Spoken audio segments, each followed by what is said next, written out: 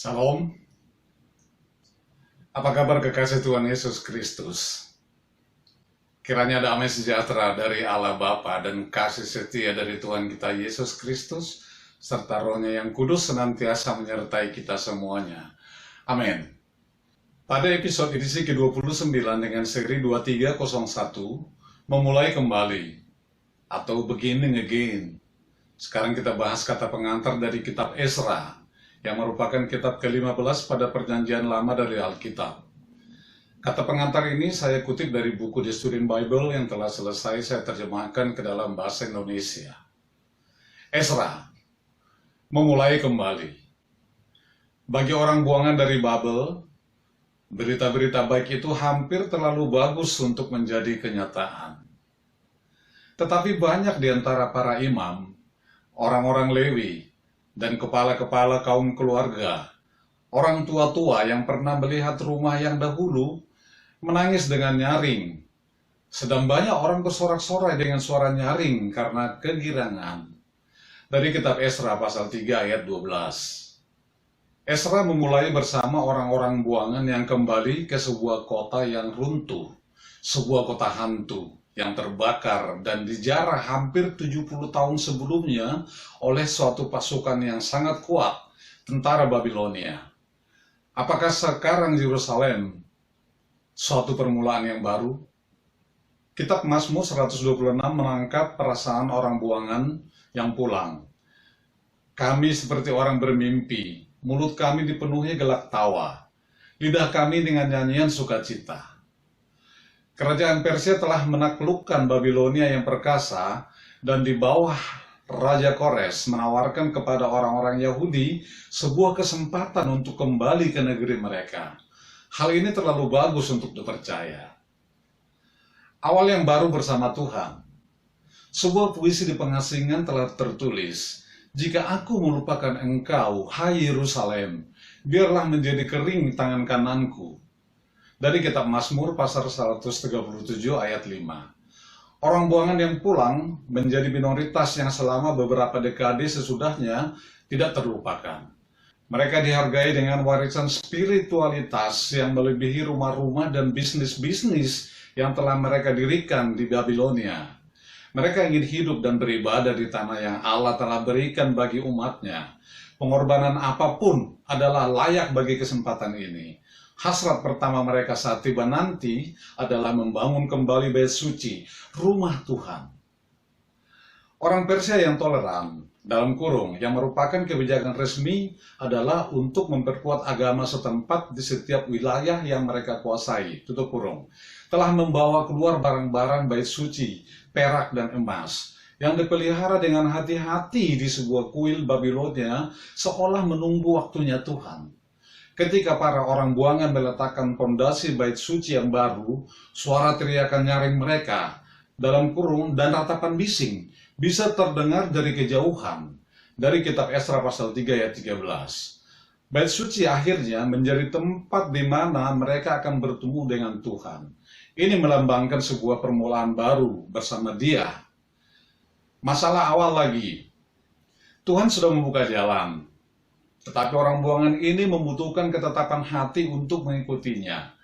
Kitab Ezra dibagi menjadi 3 bagian. Tiap bagian berkaitan dengan satu masalah yang timbul. Bagian pertama menunjukkan bagaimana seketika setelah sekembalinya orang buangan, negeri-negeri tetangga di sekelilingnya menjadi terganggu. Setelah tawaran menipu, bantuan ditolak, negeri-negeri tetangga memulai sebuah propaganda oposisi. Mereka berusaha menghentikan kelanjutan bait suci. Bait suci terlantar untuk selama hampir 20 tahun lagi, hingga nabi-nabi Hagai dan Zakaria dalam kurung, yang pesan-pesan mereka dicatat dalam kitab-kitab sesuai nama mereka, tutup kurung, membangkitkan lagi minat untuk membangun. Tekanan kedua ini dijelaskan pada pasal-pasal 5 dan 6. Ketika penentang timbul kali ini, orang Yahudi berhasil mengatasinya melalui lagi dengan bimbingan seorang raja Persia. Masalah yang lain memenuhi perhatian pada 4 pasal terakhir.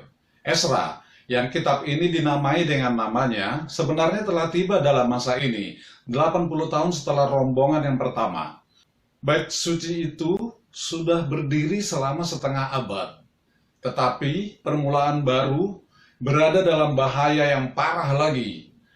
Orang Yahudi mulai bergaul dan mengkompromikan iman mereka dengan orang-orang yang terganggu di sekitar mereka.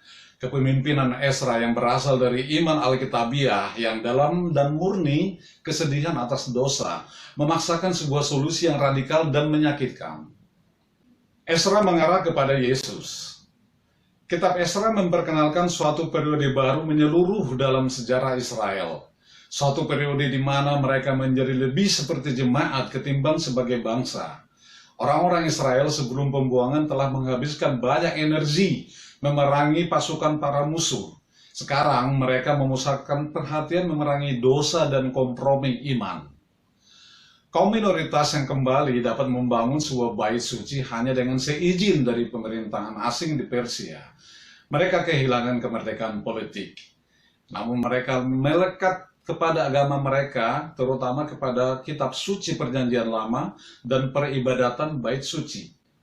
Mereka takut mengulangi kesalahan yang telah mengirimkan mereka ke pembuangan. Sebenarnya mereka telah bermain-main dengan kompromi iman. Namun, ketika Nabi Allah berbicara, orang-orang menanggapinya. Ketika mereka memilih sebuah Yerusalem yang runtuh ketimbang Babilonia yang makmur, orang Yahudi yang kembali itu melihat kepada janji para nabi. Mimpi ini dan kebulatan tekad mereka menaati hukum Taurat Allah terus berlangsung dengan benar hingga masanya Yesus, sekitar 450 tahun sesudah pesan-pesan terakhir Ezra. Bagaimana membaca kitab Ezra? Kitab Ezra menjelaskan berbagai peristiwa emosional yang tinggi. Meskipun kitab ini dibaca seperti suatu laporan sejarah, mengungkapkan beberapa dokumen resmi dan daftar-daftar yang ditulis lebih dari rentang waktu 80 tahun. Anda akan sering tertinggal untuk membayangkan perasaan dari orang buangan yang pulang itu. Kitab ini dapat, oleh karenanya, terlihat membingungkan dan kering kecuali Anda meluangkan waktu sejenak untuk menghayati bagaimana peristiwa-peristiwa harus terlihat dan merefleksikan bagaimana orang-orang harus merasakannya. Ketiga periode yang berbeda di mana kitab Ezra berurusan dengan semua tema yang sama, sebuah babak baru bagi umat Tuhan. Pada masing-masing situasi, Tuhan memberi kesempatan dan dunia luar sudah mengalirkannya. Umat Tuhan berpindah bolak-balik dalam tanggapan mereka. Perhatikan dengan baik terhadap pesan-pesan, baik dari Tuhan maupun dari dunia, dan bagaimana orang-orang Israel menanggapinya.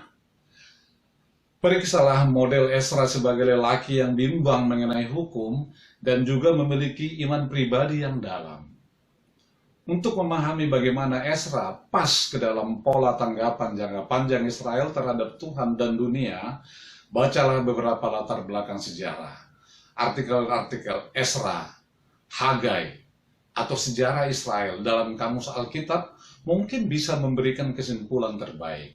Kitab singkat Hagai memulai dari nol lagi pada bulan-bulan krusial seperti dijelaskan dalam kitab Ezra pasal 5 ayat 1 dan 2 dan membuat sebuah perbandingan yang bermakna kepada setiap pelajaran dari kitab Ezra. Salam. Saya Andi Parman Tambunan menyampaikan terima kasih Anda telah menyaksikan edisi YouTube dari Allah Perkasa Televisi Channel. Jika Anda berkenan, mohon Anda like, share, subscribe, dan tekan tanda lonceng agar Anda tetap terupdate dengan edisi-edisi selanjutnya dari Allah Perkasa Televisi Channel. Juga agar Anda bisa mendapatkan edisi-edisi sebelumnya yang telah kami tayangkan. Dari daerah Bintaro Jaya, Tangerang Selatan, saya menyampaikan Tuhan Yesus memberkati kita semuanya. Amin, amin, amin.